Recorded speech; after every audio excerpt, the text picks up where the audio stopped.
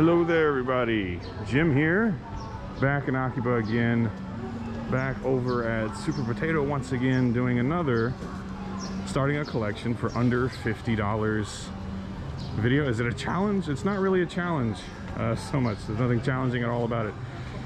Super Potato once again, most expensive shop of course, but again, worst case scenario type stuff.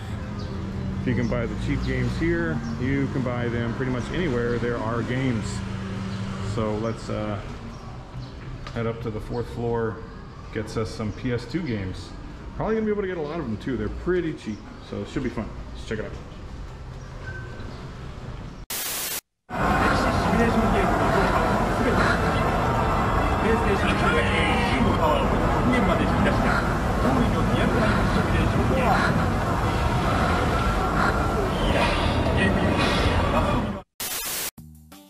Alright, getting started with some PS2 goodness, and the first thing that caught my eye was a big selection of Neo Geo fighters, and while they're all good if you ask me, the price was right on one in particular, and that's the King of Fighters 2002.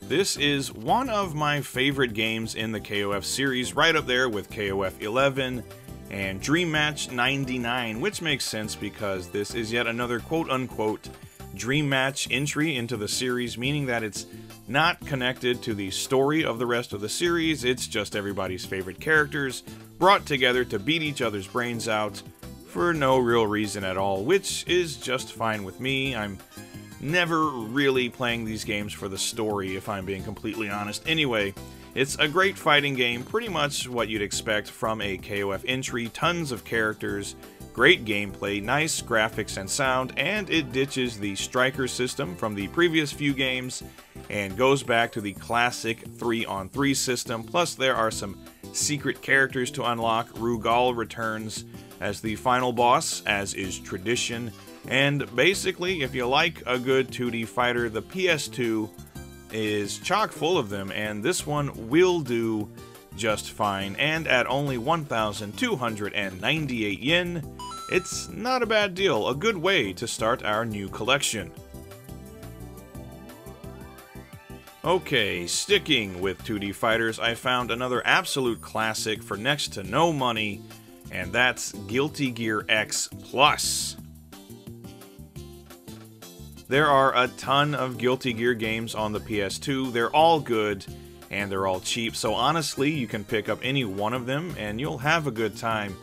But as it just so happens, we came across X Plus, so that's what we're picking up today. It's essentially an updated version of the original Guilty Gear X for the Sega Dreamcast, and it features all of the playable characters from the original, and all of the gameplay modes, and it adds a brand new story mode as well as an art gallery, which is pretty cool considering the art direction in Guilty Gear is excellent. Other than that, this game is everything you would expect from a Guilty Gear game. The gameplay is fast-paced with a focus on pulling off some crazy combos, and the graphics are stunning with a beautiful hand-drawn art look, and the soundtrack is a mix of balls-to-the-wall guitar shredding tracks that will make a heavy metal fan out of just about anyone.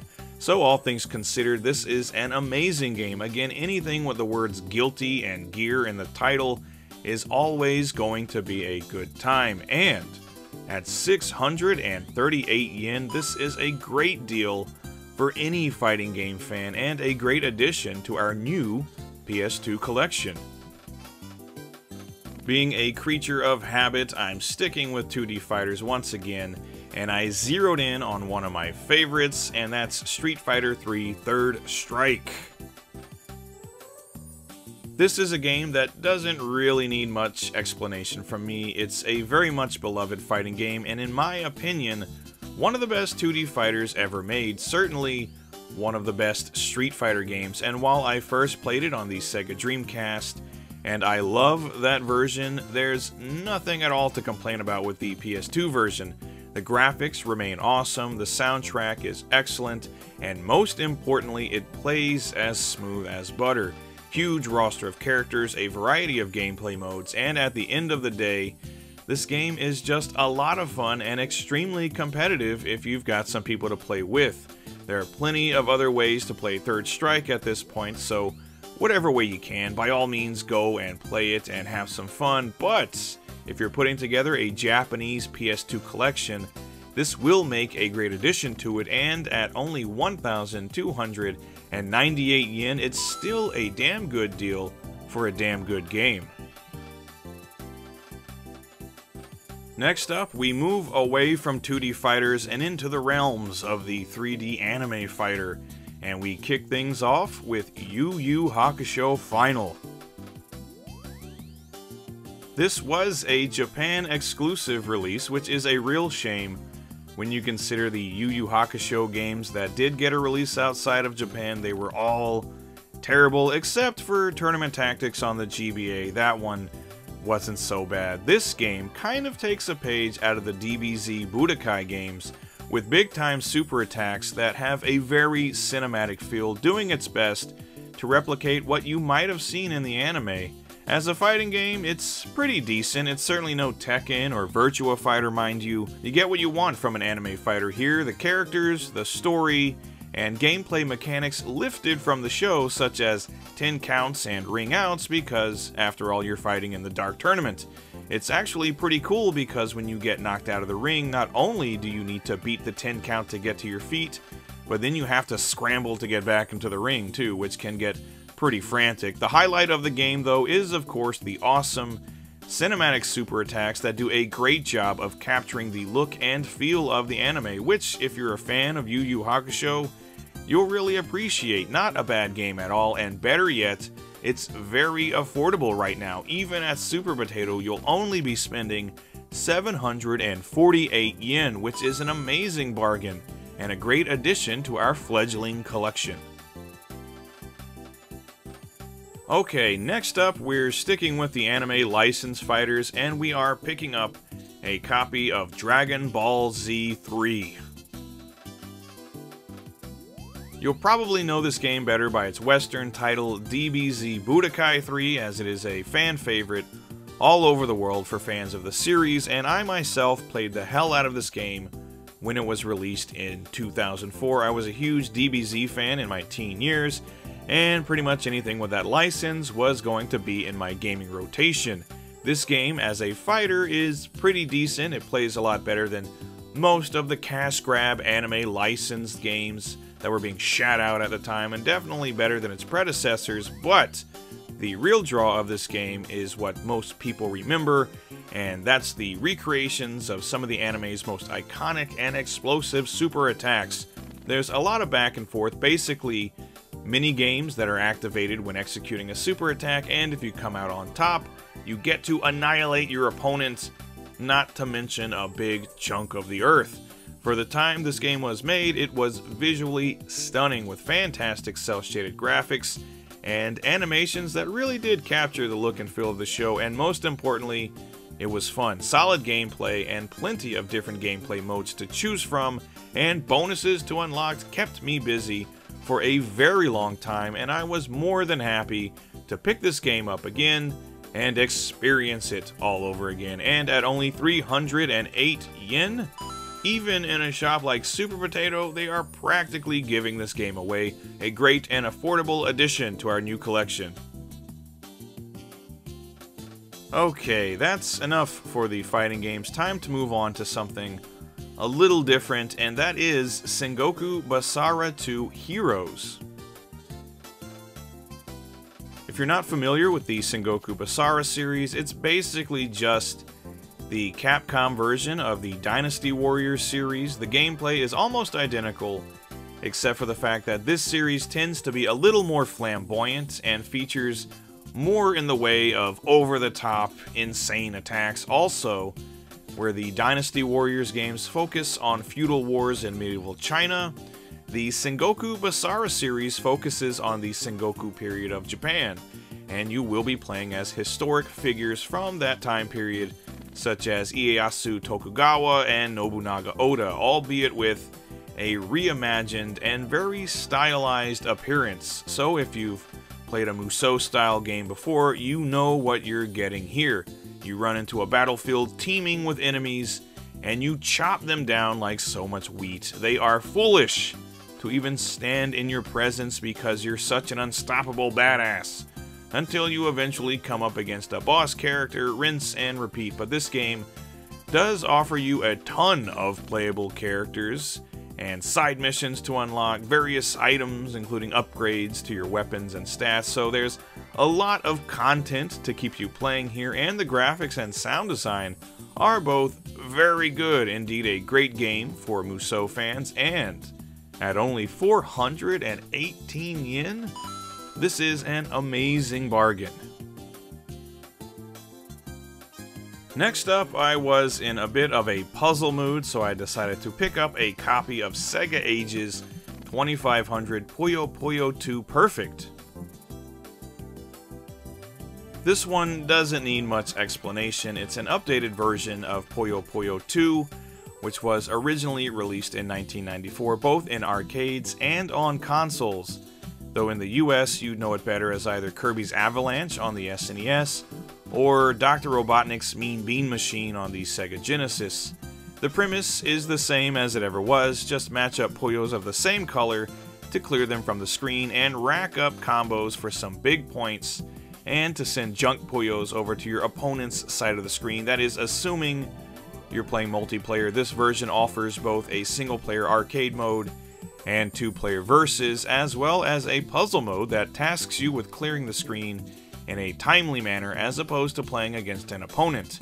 It's super fun and addictive. Puyo Puyo games have been some of my favorite puzzlers for a long time, and this is a great entry into the series. Also, it's nice to see an actual graphical upgrade instead of just re-releasing the original game, and the soundtrack, as is typical of Puyo Puyo games, is really good. So altogether, a great game, and at a mere 648 yen, it's also a great value. For the last game we're picking up today, I decided to go with something a little random that I hadn't played in a very long time, and that is the one and only Sonic Heroes.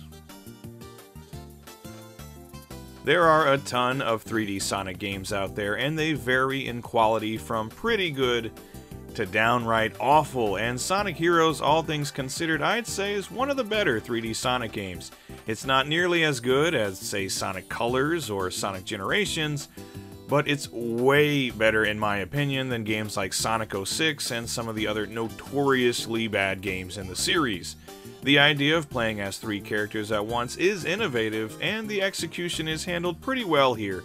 You have your speed character, best suited for running and platforming, your flying character, and your power character for when you need to knock some heads in. It's fun and plays fairly well, though this is certainly not without its glitches and frustrating moments, but overall it is an enjoyable playthrough, and you have a bunch of different teams to choose from, each with their own unique story, and I, for one, as a fan of Knuckles Chaotix, was happy to see some of the Chaotix characters getting some love here. Also, this is a pretty good looking game, certainly colorful and featuring a variety of environments to play in, and the soundtrack is pretty good too. That's one thing you can say, at least for these Sonic games. Regardless of how they play, you can usually count on some decent tunes, so this is an all-around good choice when you're trying to get your 3D Sonic fix, and at 1,188 yen, it's a pretty good bargain as well. And that'll do it. We've got a nice little haul of games for ourselves, so let's head home and once again look over our brand new PS2 collection that we hopefully started for under $50, assuming I didn't accidentally go over budget. Let's take a look. Alright, here we are back at home. We've got our nice big stack of 8 PS2 games to enjoy, and it didn't cost us all that much. So just to recap, we have the King of Fighters 2002, awesome version of that game. Sonic Heroes, kind of a classic in the Sonic series, kind of an unsung hero, if you will. Street Fighter 3 Third Strike, again, great version there on the PS2. This amazing game for the price, geez, 638 yen. This is Guilty Gear X Plus. I'm just a huge Guilty Gear fan, so, you know, always great to come across one of those. For 418, Sengoku Basara 2 Heroes. Awesome games, kind of Capcom's Dynasty Warriors, if you will. 648, Puyo Puyo Perfect Set. Very cool indeed. Some of my favorite puzzle games. 748, Yu Yu Hakusho Forever. Fantastic Yu Yu Hakusho game. Well, fantastic. A lot better than what we got in the US anyway. And for 748, it's like a no-brainer. And then just a classic Dragon Ball Z game. Dragon Ball Z 3, aka Budokai 3. Fantastic game, 308 yen, and it's just a classic. And all of those games ran us 6,544 yen with the current exchange rate. That brings us right there, right at the line, just under 50 bucks. So there you go. Even at a place like Super Potato, worst case scenario, one of the most expensive shops around, you can still grab a nice big stack of PS2 games, get your collection started for under 50 bucks. So that's pretty cool. So that's gonna do it for today's video. Let me know down in the comments, what do you think of these games? Would you like to have any of them as starter games in your Japanese PS2 collection? Or if you were gonna start collecting for the PS2 right now, today, what games would you pick up first? I'd like to know. And with that being said, thanks for watching, everybody. Take care, and I'll see you on the next one. Goodbye.